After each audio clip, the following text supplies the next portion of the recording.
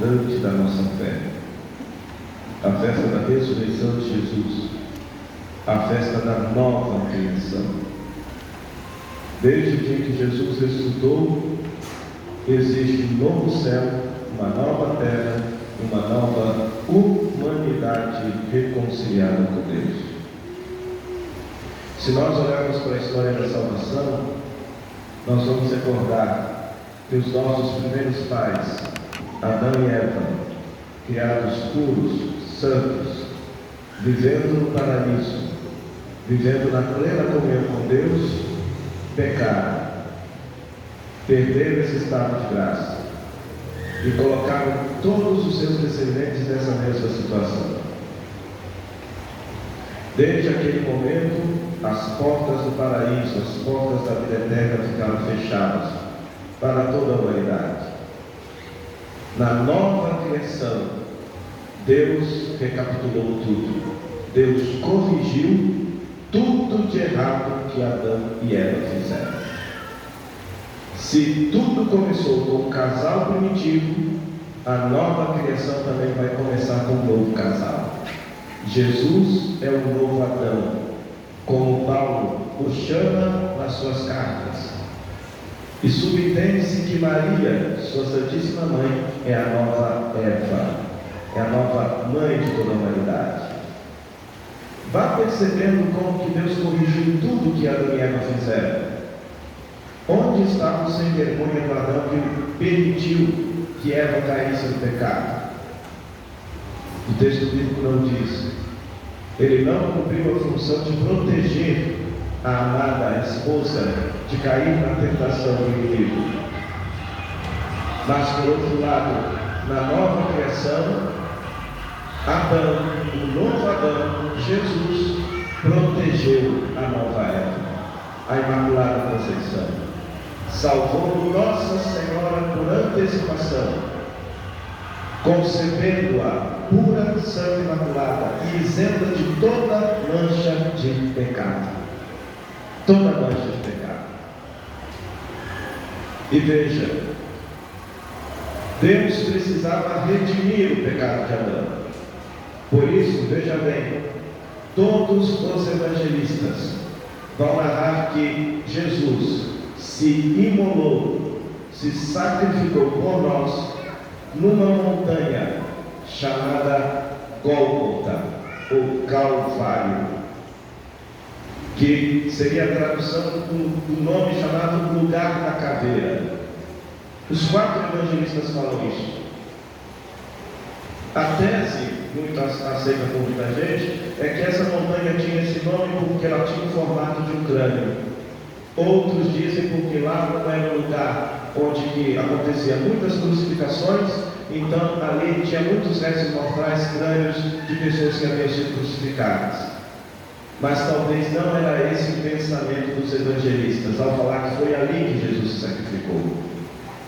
Porque no tempo em que os evangelistas escreviam o Evangelho, existia uma lenda judaica, existia uma história antiga.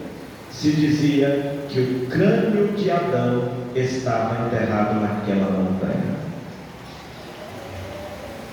Por isso que é o lugar da caveira, não é qualquer caveira, é o lugar da caveira de Adão. Por isso, eu até compartilhei nas minhas redes sociais, nas iconografias mais antigas do Cristo crucificado, sempre se representa Jesus dessa forma. Ele está crucificado, Maria aos pés da cruz, o discípulo amado, talvez mais um pouquinho de gente, e embaixo da cruz, ou no pé da cruz, ou abaixo da cruz, tem um crânio. E o sangue de Jesus escorre pela cruz e toca esse crânio. Não é qualquer crânio, é o crânio de Adão. Os evangelistas quiseram ensinar para nós, irmãos e irmãs, que o novo Adão, ao derramar o seu sangue, redimiu o pecado de Adão, perdoou o pecado de Adão, foi sepultado, e Jesus passa o sábado sepultado. Voltemos novamente para o livro do Gênesis.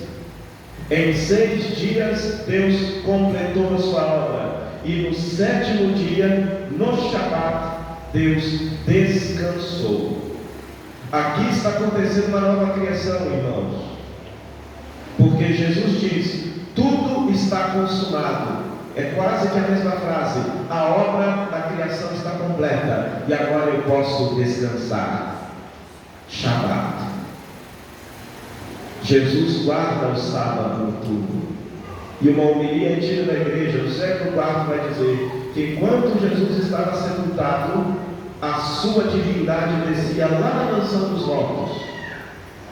À toa? Não.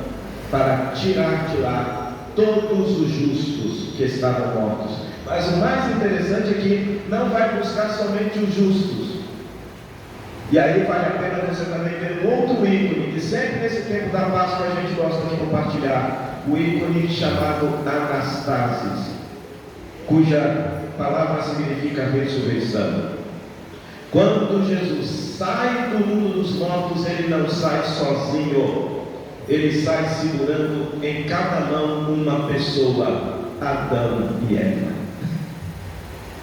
Tira toda a humanidade da escravidão da morte, para abrir-lhes a possibilidade de viver no céu. Ou seja, pela ressurreição de Jesus, o paraíso que foi fechado por causa do pecado de Adão e Eva, agora o paraíso está aberto de novo. Como é que a gente sabe disso? Lembra qual foi a última palavra de Jesus para o bom ladrão na cruz? Hoje mesmo estarás comigo aonde?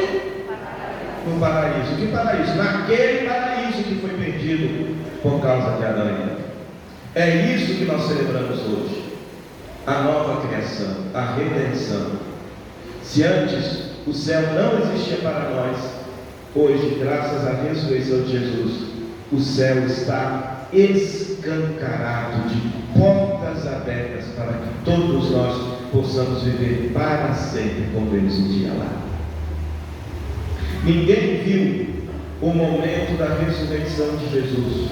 Conforme dizia o pregônio pascal de ontem, só à noite testemunhou quando, como que foi a ressurreição de Jesus.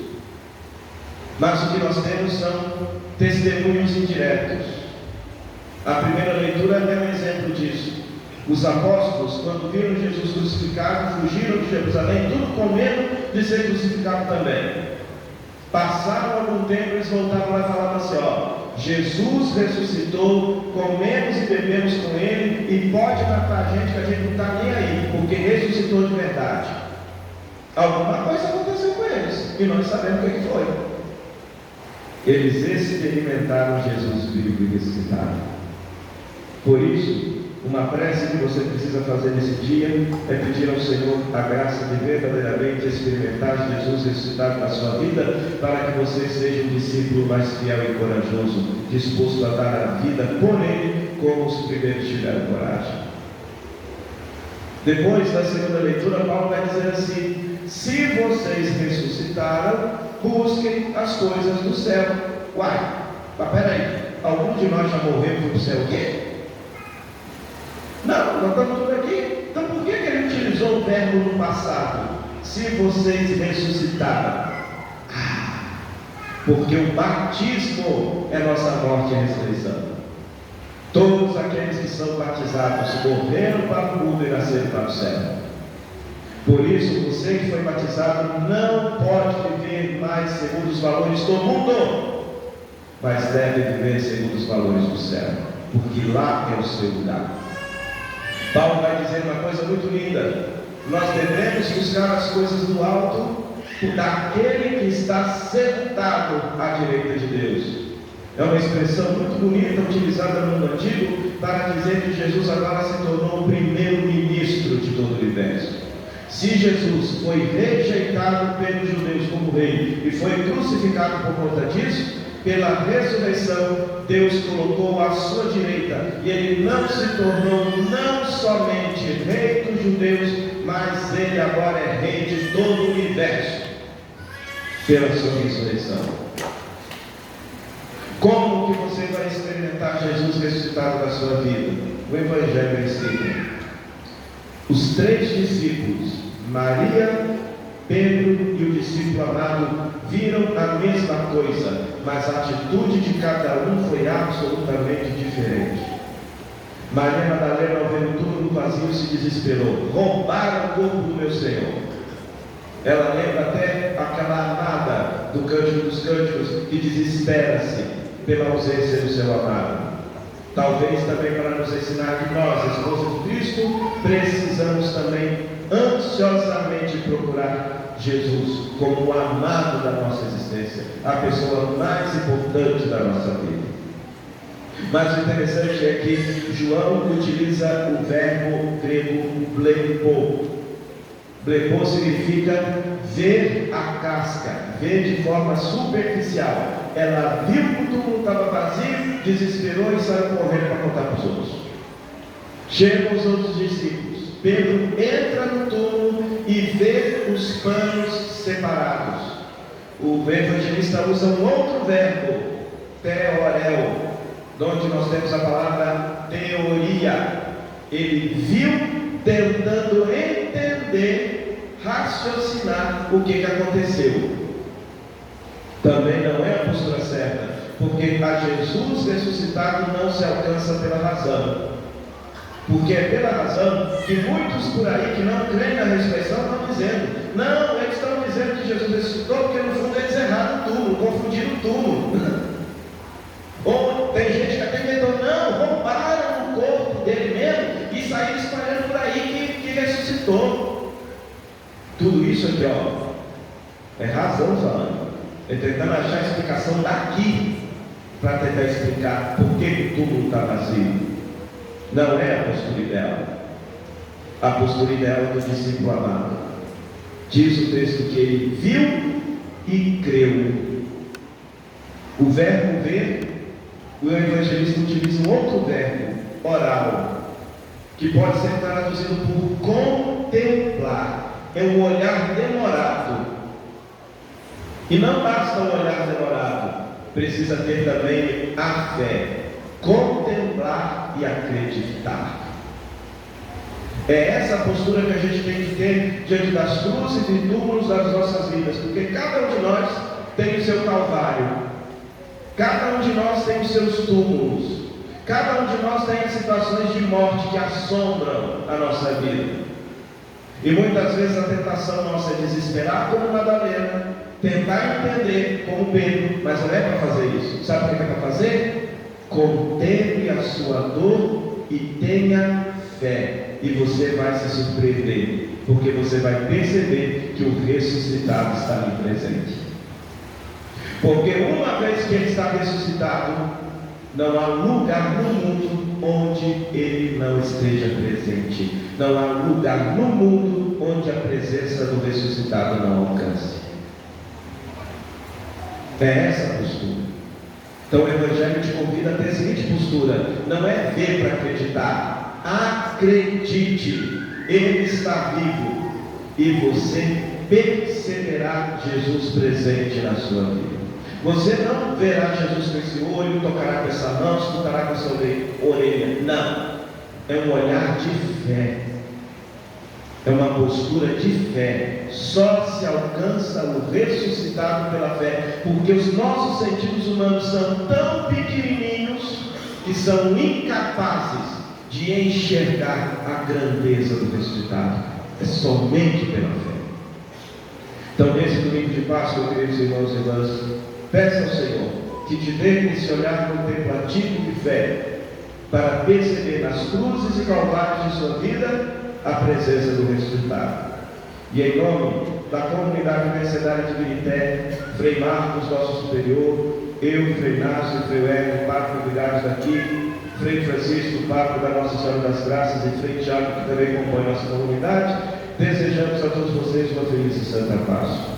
Que a luz do Cristo ressuscitado brilhe em vossa vida, expulsando dos seus corações toda a treva do pecado, da morte e do medo. Viva Cristo ressuscitado!